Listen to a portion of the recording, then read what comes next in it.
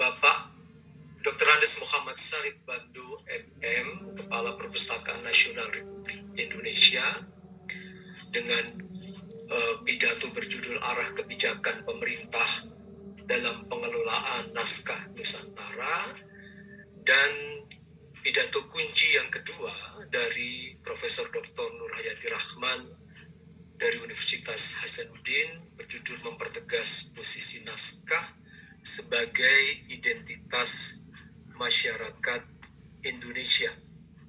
Untuk lebih mengenal kedua tokoh kita pada siang hari ini, ada baiknya saya bacakan biodata singkat dari kedua pembicara.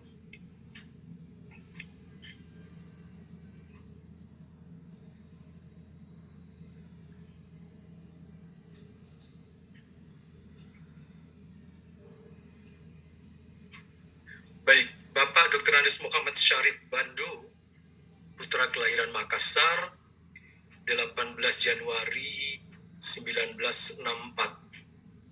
Pangkat sekarang sudah ada di puncak, yaitu Pembina Utama 4I. Di Perpustakaan Nasional Republik Indonesia, jabatannya adalah Kepala Perpusnas Republik Indonesia.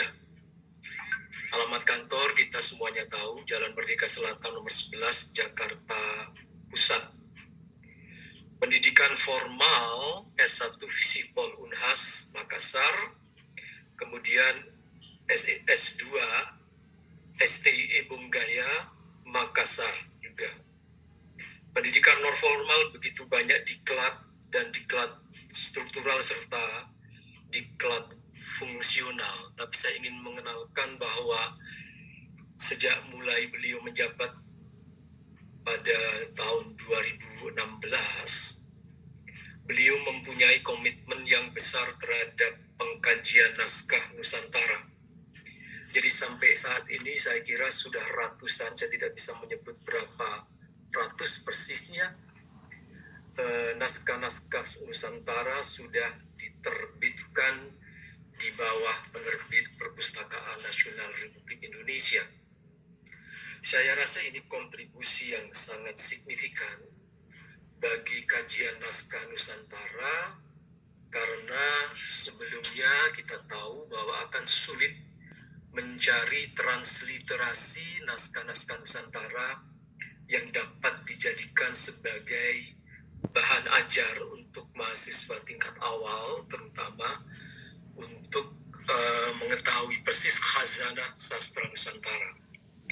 Nah, sekarang kita dimudahkan oleh terbitan-terbitan Perpustakaan Nasional, oleh karena itu saya sangat menghargai upaya-upaya ini. Pak Syarif Bandu beserta stafnya yang luar biasa memikirkan hal ini. Nah, kemudian pembicara kedua adalah Profesor Dr. Nurhayati Rahman Matameng, itu nama yang lengkap di Facebook. Saya kira tokoh ini tadi sudah memberikan sedikit kisah beliau ketika memberi testimonium kepada Ibu Ahadiati Ikram. Jadi yang pasti bahwa beliau adalah guru besar di Universitas Hasanuddin pada Fakultas Ilmu Budaya. Tadi sudah dikisahkan bagaimana perjalanan beliau menjadi seorang pakar terkemuka Lagaligo. Jadi beliau banyak sekali mencurahkan waktunya untuk mengikuti Sawri Gading. Saya rasa hampir sebagian hidup beliau diabdikan kepada Sawri Gading, bahkan beliau rela menembus amuk pada tahun 1998 hanya untuk menyetiai Sawri Gading. Nah, hasil dari jerih payah itu mengantarkan beliau sebagai pakar Lagaligo yang langka sekarang, saya rasa. Ada Rusitol saya kira masih, tapi kemudian Sir Cukolhoff saya rasa, tapi di Indonesia sendiri ini masih sangat menantang saya rasa. Tadi beliau juga sudah sempat cerita bagaimana suka duka mengawal penerbitan Laga Ligu. Saya kira masih ingat dalam ingatan kita, masih melekat dalam ingatan kita bagaimana bahwa Laga Ligu kemudian menjadi teater yang dipentaskan di berbagai negara. Dan saya kira mendapatkan sambutan yang luar biasa. Beliau adalah periset yang ada di belakang pentas itu. Jadi beliau menjadi periset yang ada di belakang pentas itu, mengenalkan Laga Ligu ke seluruh dunia. Dengan tentu saja kita bisa melihat hasilnya bahwa Laga Ligu kemudian dinyatakan sebagai salah satu warisan dunia, sebagai memori dunia, memory of the world. Itu saya kira satu prestasi luar biasa, karena di belakang itu ada seorang periset yang sangat tangguh, yaitu Profesor Dr. Nur Hayati Rahman. Dulu menurut beliau orang selalu mengolok-olok kalau ada pembicaraan tentang Laga Ligu, tapi kita semua, tidak hanya di Sulawesi, saya rasa di seluruh Indonesia sangat bangga dengan Laga Ligu, lebih-lebih sebagai sebuah epos. Ini diketahui bahwa epos ini lebih besar daripada Iliad et Odyssey dan juga daripada Mahabharata. Ini tentu saja luar biasa. Hanya upaya untuk mengumpulkan memang sempat juga tadi dikemukakan terkendala oleh berbagai faktor. Jadi bahwa upaya untuk mengumpulkan Laga Ligu sebagai karya kanonik Sulawesi ini satu pekerjaan besar. Mudah-mudahan karena di sini hadir Bapak Syarif Bando nanti bisa menjadi partner, karena kebetulan sama-sama berasal dari Sulawesi. Saya rasa nanti hal ini yang mempertemukan, forum ini mempertemukan beliau ini. Mudah-mudahan Laga Ligu ke depan akan kembali menjadi perhatian kita dan menjadi perhatian kita di seluruh Indonesia dan juga dunia. Baik Ibu.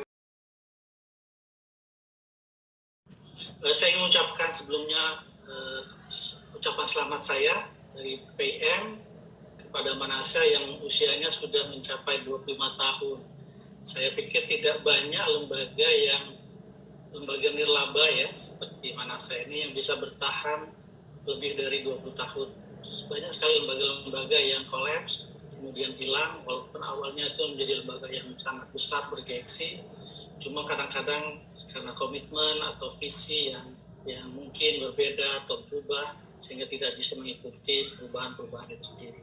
Jadi 25 tahun itu menunjukkan maturity ya, kedewasaan sebuah lembaga yang tentu saja di dalamnya itu banyak cerita-cerita yang biasanya banyak juga dukanya daripada sukanya. Karena itu hari ini saya belajar banyak banget dari cerita-cerita Prof. Ikram, tadi Prof. Titik itu cerita luar biasa sekali perjuangan kawan-kawan untuk mendapatkan sebuah data yang otentik dan melakukan upaya-upaya penyelamatan naskah sebagai hasanah peradaban tentang air kita sendiri. Nah, mungkin kawan-kawan bertanya apa hubungannya antara PPIM di IAIN dulu ya, sekarang UIN dengan Manasya. Sebenarnya persentuhannya sangat lama juga, seperti yang dijawab Prof. Oman sebutkan sebelumnya. Saya ingat saya sudah sering dengar sekali dengan nama Manasya sejak tahun 2008, terutama ketika Pak Oman menjadi Ketua Umum Manasya ya. Kita bekerja sama dengan Manasya melakukan short course untuk dosen-dosen di PT KIN, terus kemudian juga kita melakukan pelatihan digitalisasi, membantu juga pembuatan thesaurus, katalog, dan beberapa kegiatan-kegiatan yang itu punya kaitan dengan